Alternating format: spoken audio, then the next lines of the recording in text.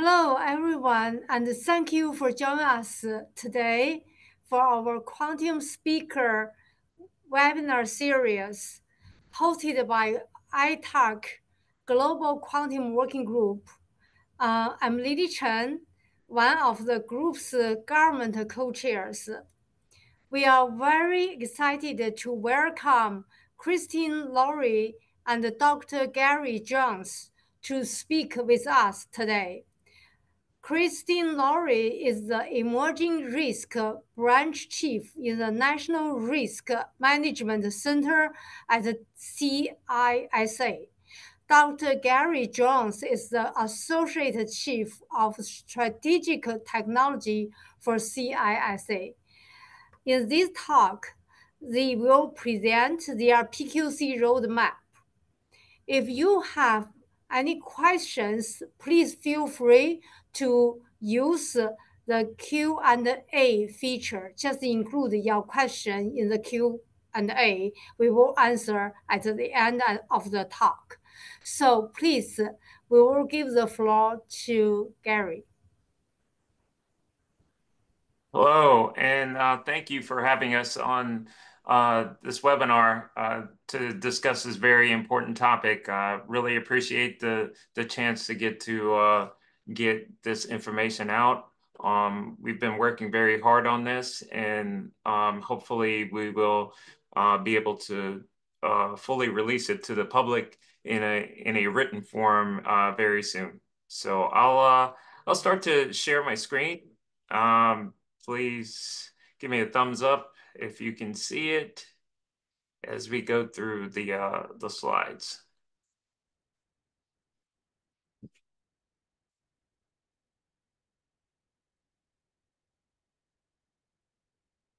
All right, awesome. Gonna try to put it in presentation mode so everyone sees it nicely there. So again, thank you for having us. My name is Gary Jones. I'm with the Cybersecurity Infrastructure Security Agency. I am going to discuss the post-quantum cryptography or PQC migration roadmap. This is still not fully released yet. It has to be signed off by our director, but we have been given permission to discuss this on the webinar. So I'm just going to dive into it. Here are some of the areas that we're going to cover quite a bit in this short period. We're going to talk purpose and background and scope. We're going to talk a little bit about the timeline of some of the PQC migration activities. I'll go into those a little bit. And in the roadmap execution sections, we've got about 12 sections to cover. Christian will cover some of those sections as well. And I'll hand it off to him when we get towards the risk assessment portion of it, as he's with the NRMC portion of CISA. So just to start it off, a little bit about the background, where we came from. So this initiative really got a big push with the NSM, or the National Security Memo 10. It was in 2022. May 4th, 2022, really brought the threat of a crypto-analytically or cryptographically relevant quantum computer into focus for a lot of the agencies, and push the agencies to start to think about implementing PQC. As we moved on later in that year, OMB took action along with CISA and other agencies to develop the OMB memo M2302, which was November 18th, 2022. And this basically established the foundation of what cryptographic inventory would look like. It set up the different areas that needed to be inventoried to actually make up that cryptographic inventory. Right now, it's in a manual form. We started in a manual form because we have to explore the automated portion of it, but this really kickstarted a lot of the actions that we see today. So we move on and we get to the roadmap. The roadmap that we worked on and is up for signature. It really identifies the activities after the M2302. So the activities after we had a lot of questions of, okay, we've done the inventory. What do we do next? So we tried to put together a somewhat of a roadmap to say that this is what we see coming down the pike. That we're after we complete this inventory and cryptographic inventory, we're going to move on to these items within the roadmap. The roadmap really applies to all of FSEB, the federal civilian executive branch. It encompasses, we think it's going to apply to all of the FSEB agencies, excluding the national security systems, and operated on within the agency. So everything is going to be covered, but those national security systems. So this is one of, I think one of the easier and more important slides in there is the timeline. So as we look at the timeline, we see the activities and when we want to implement them. So let's start actually at the end. The end is FY35. So it really won't be the end, but that's when it's been mandated that we migrate to PQC. A lot of the activities that CISA has been working on, we've been doing with from FY30 because we're trying to be ahead of the game in the sense because there's got to be some slack time in there if things go haywire, you know, some fine tuning. So we're given that 5-year gap to give some fine tuning if something goes wrong. So these are some of the activities.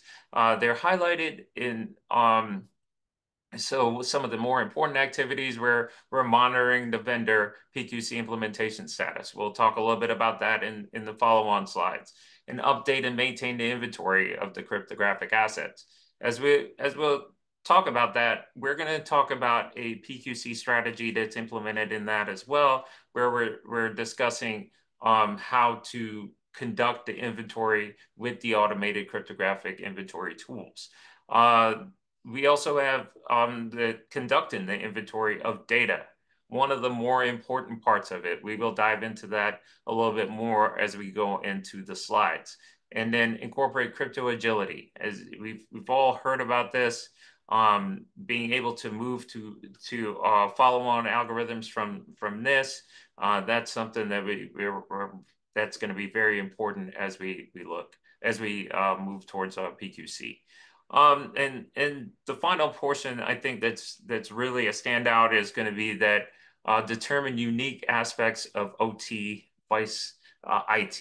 And Christian will give you a nice overview of that as we move on. So what's the groundwork? The groundwork is this has to publish these the first set of PQC standards. And we've got FIPS 203, 204, and 205. And we expect that to be late 2024.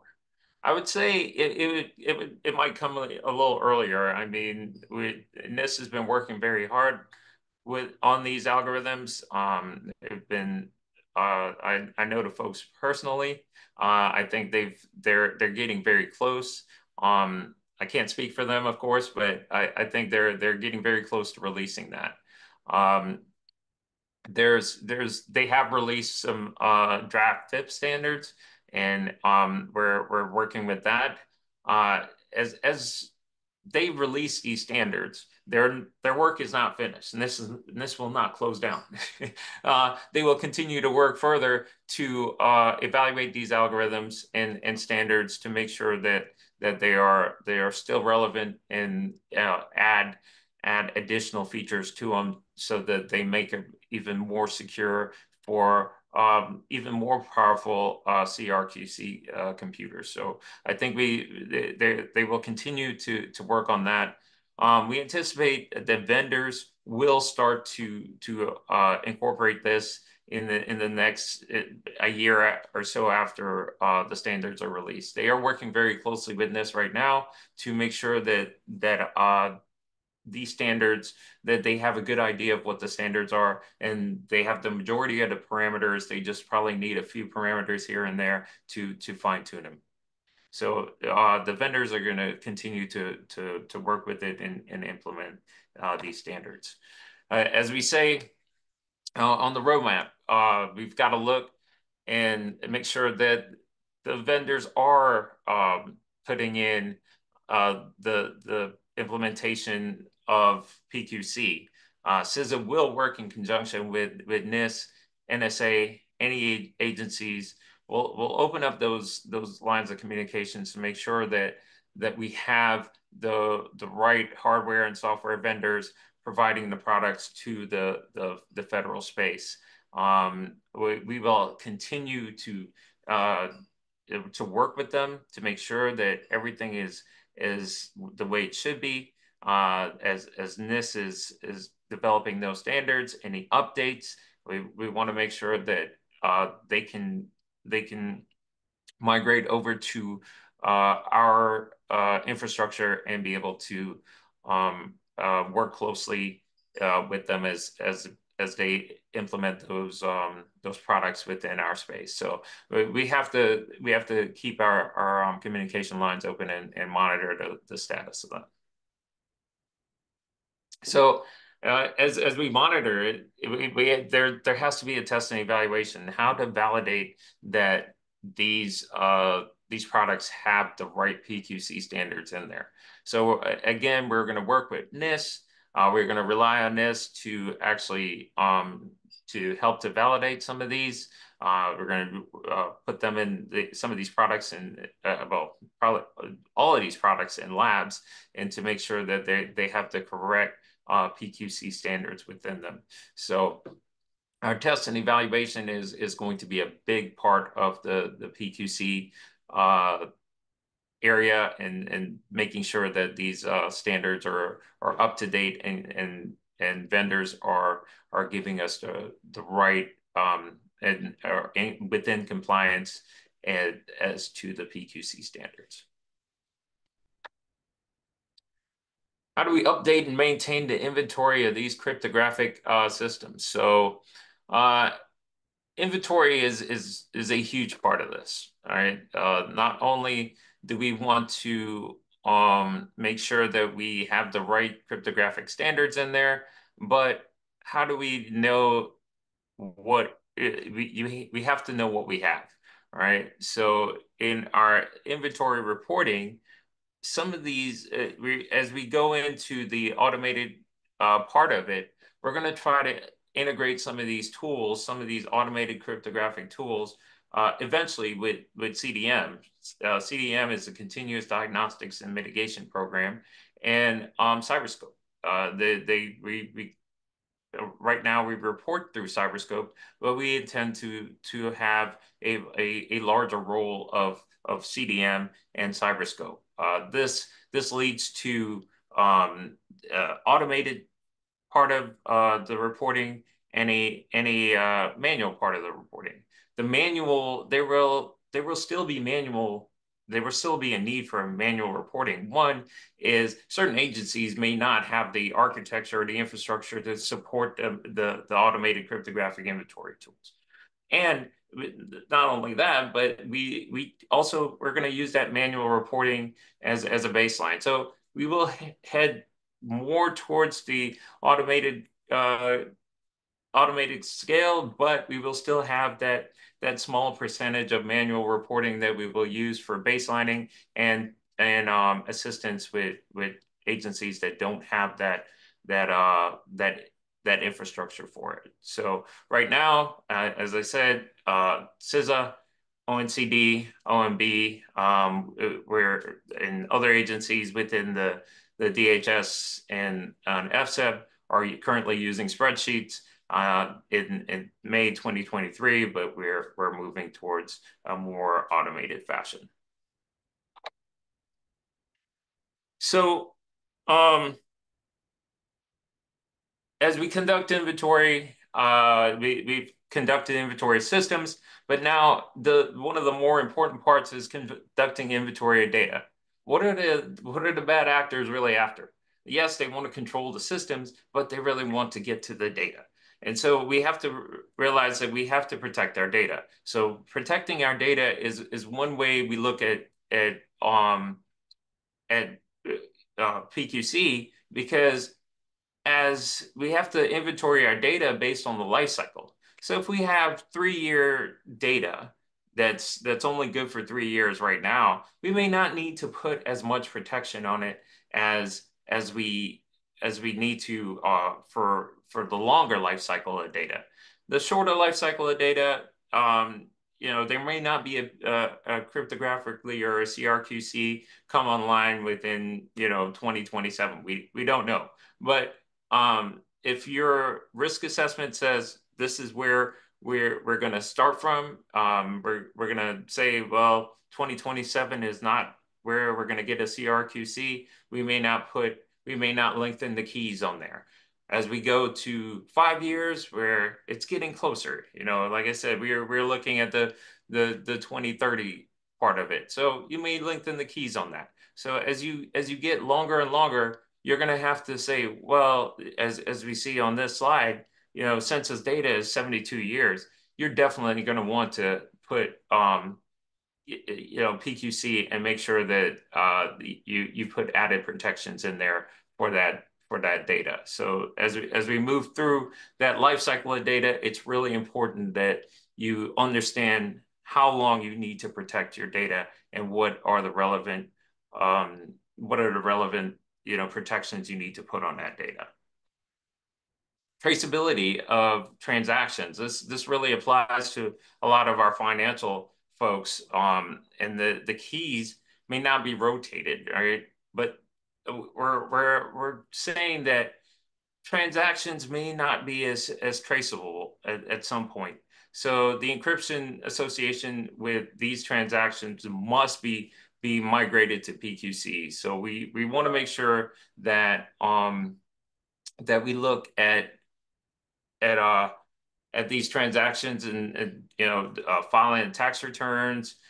We've got to make sure that we're able to track these and to protect these transactions so that they have the right traceability on them. So we don't know necessarily whether these keys will expire, but we want to make sure that we're able to trace these transactions and make sure that they're still useful as we go on further into the PQC initiative. Updating PKI, public key infrastructure. So we have to update the key management system for our PQC. We have to update the certificate chain and the management of PQC. So, and this is where, we're talking about crypto agility. We've got to incorporate crypto agility within these systems. We have to be able to say that these algorithms will not last forever. They will be updates, and we have to be able to move to those new updates.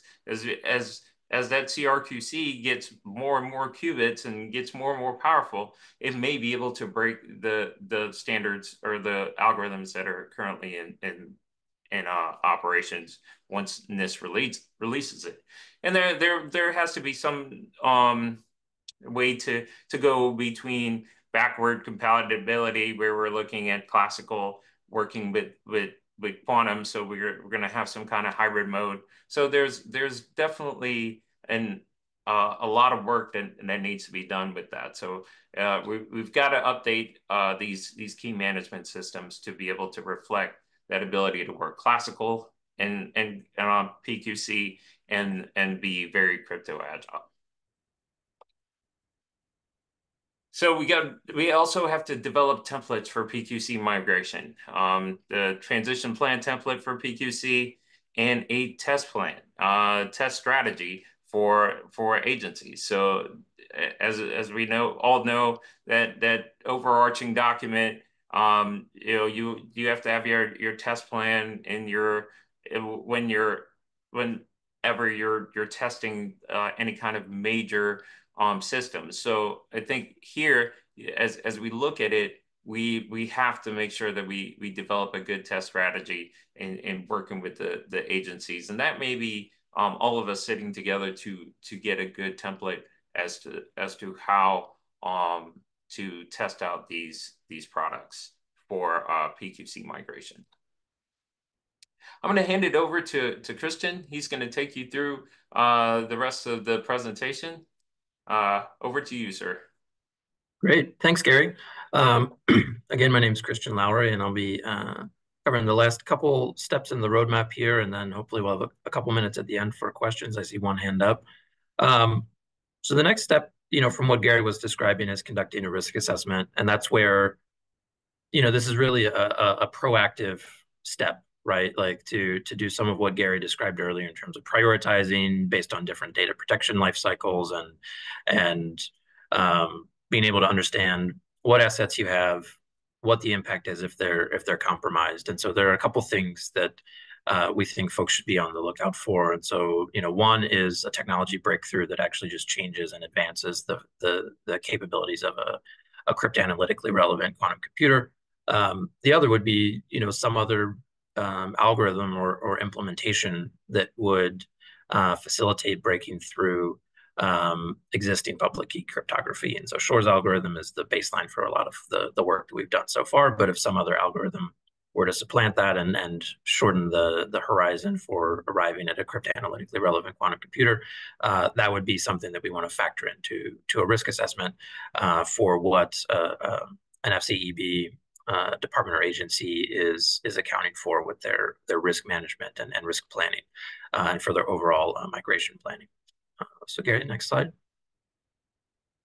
Thank you. The other thing is that this is a holistic effort that requires training and education of the folks who are implementing it, right, and the workforce around them. And so it is a huge effort to undertake, and that means that there needs to be a coordinated effort to talk to all the relevant stakeholders, as we have here with regard to standards and status and testing and the best practices about how to make that migration possible. The overall takeaway, I think, here is that it should be part of a strategic effort, an overall communication strategy. The time to plan for that is now, so that the migration can happen more smoothly along the way. Gary, go ahead. And so part of that planning and part of that deliberate process now is determining what components you need and how you're going to acquire them, right? And how you're going to acquire them securely from a source, from what source you're going to acquire them from, and then determining where that fits in a costing framework and whether you need to develop any funding requests in alignment with that. Again, it's a major undertaking. It cannot be, just done bumping along. It requires deliberate planning, and this is the acquisition and the funding in particular are where that planning really comes to bear. All right. And then once you're in the actual testing phase, having a dedicated environment, a sandbox where you could test some of the off-the-shelf products that you're trying to implement is critical, right? That's where the rubber is going to hit the road, and you're actually going to see what impact this might have in your environment. And so having a dedicated environment where you can do that is incredibly helpful. It also allows us, as a community to identify lessons learned early in the process and share those across the civilian executive branch enterprise. And it basically allows us to develop, best practices, configuration guides, recommendations for others farther down the line for how to best approach their migration.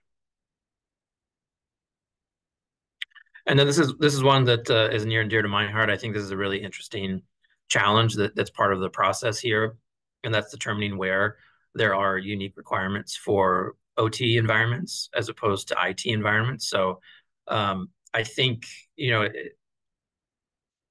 encryption is not used the same way in OT environments, obviously, but it is still used. And in a lot of ways, it is harder to account for a PQC migration in OT environments because a lot of the technology is distributed, has a much longer replacement life cycle.